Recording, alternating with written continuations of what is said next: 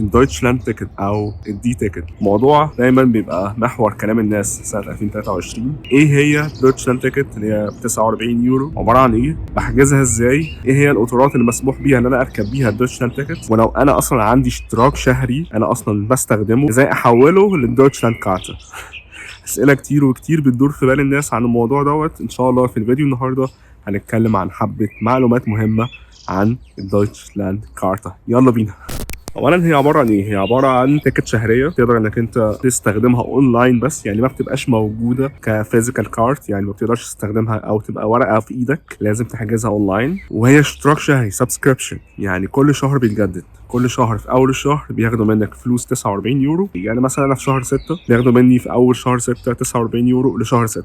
هل انا ممكن الغي الاشتراك ده في وقت؟ الموضوع شهريا ممكن تلغيه. لو انت حابب ان في لغايه شهر 7 ما يتجددش الاشتراك، ممكن لحد يوم 10 6 تلغيه. وبالتالي هي عباره عن اشتراك شهري بيتجدد كل شهر وتقدر تلغيه كل شهر. الموضوع بسيط جدا، في مرونه قوي في اختيار الوقت، ودوت حاجه ميزه كبيره جدا انك انت الاشتراك ده ممكن تخلع منه في اي وقت، تعمله في الشهر بس اللي انت عايزه. طيب هي موجودة معانا في كل القطارات بتاعت ألمانيا؟ لا، هي موجودة بس في النahverkehrszüge اللي هي المواصلات القريبة أو الريجيونال زي الار بي والار اي، وموجودة بس برضه في الإسبان، وموجودة في الباصات والأوبان والشتراسنبان اللي موجودة في كل المدن. سي اي والاي سي ما بينفعش انك تستخدمهم بالدويتشلاند كارت. في PDF انا حاططها لكم في الوصف بتاع الفيديو، ممكن تبصوا عليه، في كل القطارات في كل انحاء المانيا، تقدر انك انت تشوف بالظبط هل ينفع تركب القطر ده ولا لا. PDF مليان كتير معلومات مهمه، وحتى ممكن تلاقي فيه بعض الحالات الخاصه اللي ممكن تركب فيها الHCE من مكان لمكان، اللي هو القطر السريع، تقدر تركبه من مكان لمكان في المانيا برضه بالدويتشلاند كارت. PDF ده مهم، خد فكره عنه وشوف بالظبط قبل ما تركب المواصله بتاعتك اذا كانت التيكت بتاعت الدويتشلاند كارت ديت مناسبه وصالحه للنوع دوت من القطارات ولا لا، عشان ما تلبسي غرامه.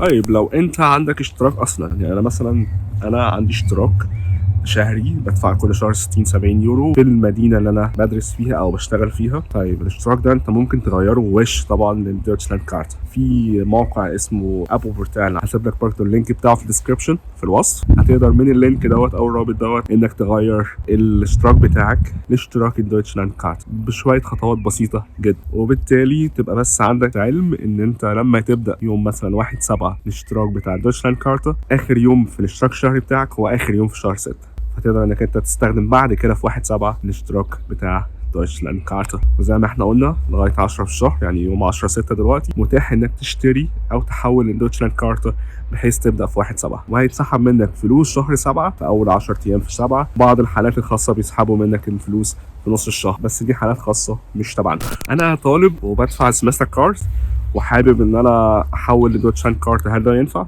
طبعا ينفع يا معلم، ينفع جدا كمان. روح لشبكه المواصلات المحليه اللي موجوده في داخل المدينه اللي انت معاك فيها السمستر كارد، هتقدر انك انت هناك تحول السمستر كارد بتاعك لدويتشلاند كارت عن طريق حاجه اسمها دي تيكت. اسالهم بالظبط على حاجه اسمها دي تيكت سمستر ابجريد، وهتدفع في حدود 16 20 19، هتدفع حاجه بسيطه شهريا زياده عشان تقدر تخلي السمستر كارد بتاعك ينفع ان هو يشتغل في كل انحاء المانيا، مش بس في المقاطعه او المدينه اللي انت فيها. بعض الحالات الخاصه لما بتيجي تحجز دويتشلاند كارت المفروض دي بتجيلك زي كود على موبايل. الكود دوت هو بيبقى بيسكانه الشخص الكمساري او الشخص اللي بيجي يعدي عليك كنترولر في القطر نفسه. فساعات برضو في بعض الاشخاص كده الابلكيشنز ما تبقاش شغاله معاهم، فهم يعملوا ايه؟ هقول لك تعمل ايه.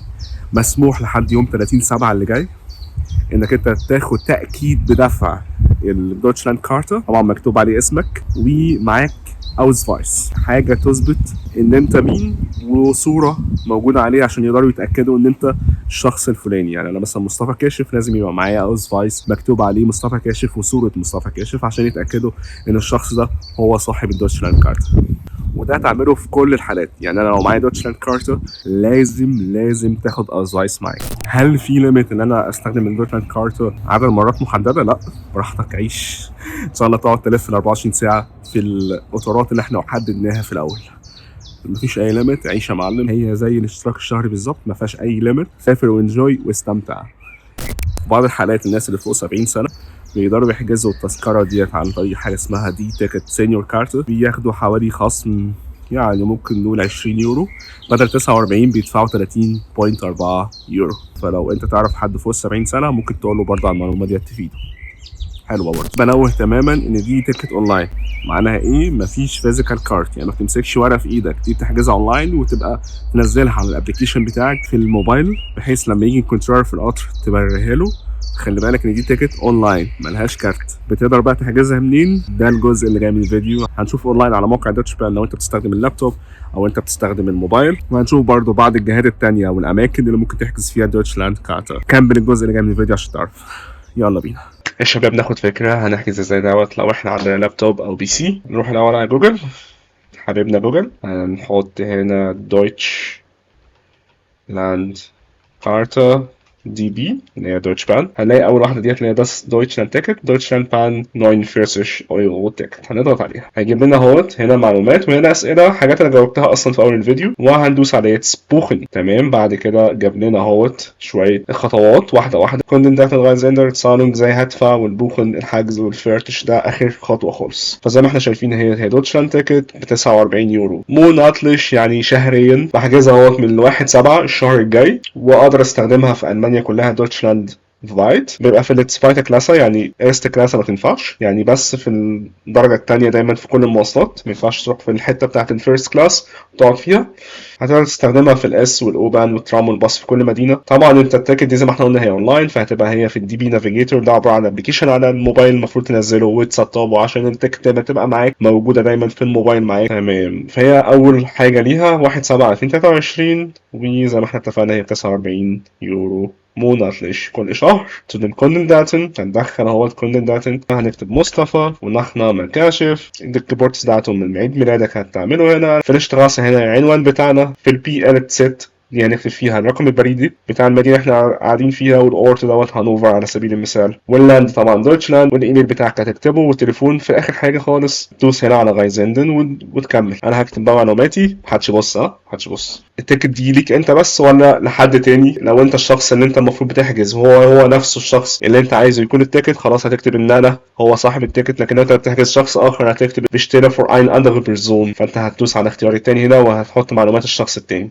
بس انا هعمل انا بحجز لنفسي، فهدوس بعد كده بنك في البراندنج. هنا هتدخل الايبان بتاع البنك بتاعك، ده مهم جدا عشان يسحبوا منك كل اول شهر 49 يورو بتوع الشهر ان انت هتستخدمه في المواصلات. لو انت مش الشخص اللي صاحب الايبان هتقول اندر بيرسون هنا وتدخل معلوماته بتاعه الايبان بتاعته، انا هو هتسحب من اكونت شخص تاني. وبعد كده هنفترض ان انا صاحب الحساب، هتدوس هنا سيبا بيزس لاستشرافت، دي هي معناها ان انت بتوافق ان هم يسحبوا كل شهر منك المبلغ الفلاني من البنك اكونت بتاعك. بعد كده هتدوس بعد كده على بيشترون بروفن. بعد كده بيجي لك الخطوه دي ان انت بتراجع تاني البيانات بتاعتك. الدوتشلاند تيكت 49 يورو موناتلش زي ما احنا قلنا، جورتش من 1/7. الهاندي تيكت يعني بتاخدها بس في الموبايل، تقدر توريها بالموبايل وتراجع بياناتك في الحته دي بحيث تبقى متاكد ان كل البيانات سليمه انت دخلتها، وتدوس على انك انت موافق على الشروط والاحكام بتاعه العقد نفسه. العقد اللي انت تدفع في الشهر 49 يورو. مش لازم تدوس على اخر اتنين، دي بس شويه دعايه ليهم لو حابين يدوك عروض اكتر في المستقبل. وبعد كده تدوس يتس بيشتلن وبس. هي دي الطريقه البسيطه اللي ممكن تعملها بيها اونلاين على اللابتوب. كل اللي هتعمله انك هتفتح الابلكيشن بتاع دوتش بان، هتلاقي في الصفحه الرئيسيه في دوتشلاند تيكت، تضغط عليها. هتحدد ان انت عايز مثلا من 1/7 انك تبتدي من 1/7. بيقول لك هنا من ان انت من 49 يورو مانثلي، هتقول سيلكت. مكتوب هو معلومات عنها وان هي تبقى فاليد من 1/7 ل 31/7. هيوديك بعد كده على الموقع بتاع دوتش بان، هتعمل لوج ان لو انت عندك اكونت. لو انت ما عندكش اكونت دوس على ريجستر ناو از برايفت كاستمر فور فري. هتعمل ايميل وباسورد، هتعمل نفس الخطوات اللي عملناها على اللابتوب بس. هو ده. وممكن برضو تروح على الابلكيشنز بتاعت كل مدينه زي مثلا اخن او اوسبورغ او برلين براونشفايغ بريمن هانوفر، كل واحده فيهم ليهم ابلكيشن خاصه بالمدينه اللي هي فيها. هتقدر انك انت تخش على الابلكيشن ديت او الويب سايت بتاعها وبرضو تحجز منها دويتشلاند كارتا. دي طريقه ممكن تعملها بعيدا عن دوتش بان. في لكل شركه من دول سنتر في كل مدينه تقدر انك تروح لهم، وهم هناك هيساعدوك انك تحجز دويتشلاند كارتا بشكل سلس وبسيط. اخر مكان ممكن تحجز فيه دايركت دوتشلاند تيكت هو انك تروح على دوتش بان غايزات سنتروم في كل هاوبتنهوف. لكل مدينه موجود واحد تقدر انك انت هناك تسالهم عن انك انت عايز تحجز دوتشلاند كارتا، وهم هناك هيقولوا لك الخطوات وهيمشوا معاك واحده واحده لغايه لما تحجزها ان شاء الله. اتمنى ان هو يكون الفيديو بتاعنا النهارده جميل وبسيط وفهمتوا ازاي ممكن نحجز بيها دوتشلاند كارتا. افضل طريقه انك انت توصل لي بيها، ولو عندك اي اسئله اكتبها لي في الكومنتات وانا هبقى سعيد ان انا اجاوبك. اشوفكم على خير حلقات تانية لذيذة. سلام يا شباب.